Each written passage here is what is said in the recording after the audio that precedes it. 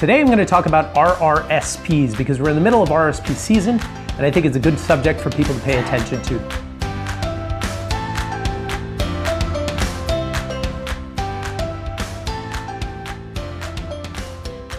So basically an RRSP is a registered retirement savings plan. The government created this program to encourage people to invest for the future. How it basically works, you put in money, the government registers that money and says, you're saving that for your retirement, great. You should not be paying income tax on this money, so any income tax that you paid on that money, they will reimburse you when you file your taxes at the end of the year. That's kind of the basic scenario. I'm gonna put a link to a video down below, which is one of the videos that I did to explain in more detail how an RRSP works. Today, I'm gonna demystify a little bit when it comes to investing in an RRSP. Now, a lot of people say that I have an RRSP, but at the end of the day, that's just an account that just says I have X dollar amount registered with the government and I didn't pay any taxes on it. But your money's not working for you. You need to invest that money.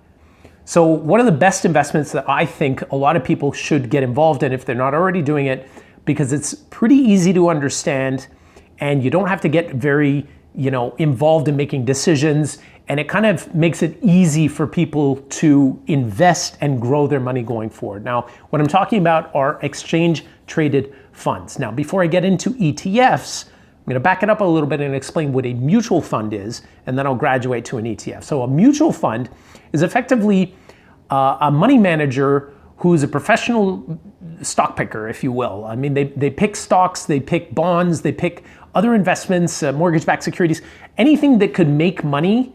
Their job is to help put money in that area so that it grows.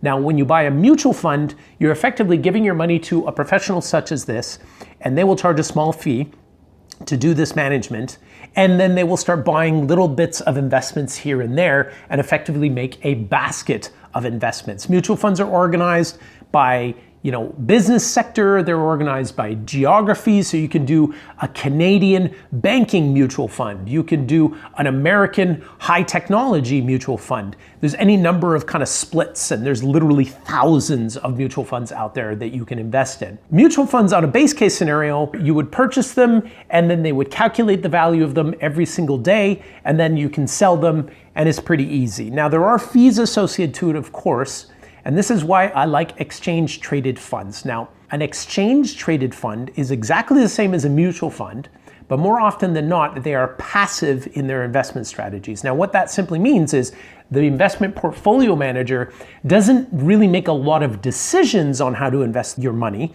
They basically follow what the market is doing. So if they want to invest in high tech, they will invest into the NASDAQ, or if they want to invest in blue chip, they will invest into the Dow Jones. Now, those are indexes, they are baskets of companies that are already kind of dictated to say, these are the 30 companies that will be in the Dow Jones. And now an ETF that follows the Dow Jones will effectively buy those 30 companies and close their eyes, and you basically now are invested in those 30 companies. As a result of this passive investment strategy, the fees are lower and they're more interesting for an investor, and you don't have to kind of pick and choose which manager is good. You just basically invest in the market at that point. The other thing that I like about ETFs is that you can buy and sell them very conveniently on the stock market, as in real time. So you can buy it 1 minute and literally 3 minutes later you can sell it again. So it gives you just a little bit of liquidity, whereas a mutual fund, a standard mutual fund, you have to wait every day. You cannot trade it multiple times. You can just basically buy it once and then you have to sell it the next day. It's a small detail, but it is a detail just so you can understand it.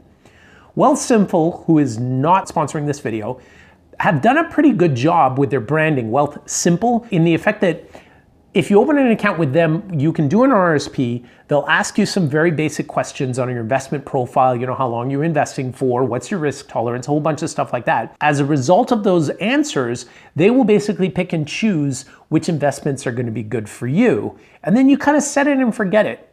Now, one of the great things that I strongly encourage everyone to always do when they're talking about their personal finance is to set up an automatic withdrawal process. So every 2 weeks, $50, $100, whatever you can afford, into an RRSP on top of that would be a great approach. Wealthsimple, as many of these companies provide, is an automatic withdrawal that they can do and invest these funds on a regular basis. Great strategy, working on that automated ETFs, I think, are a good choice for a lot of people that don't want to spend time or don't really want to have the effort or know how to figure out where they're going to invest.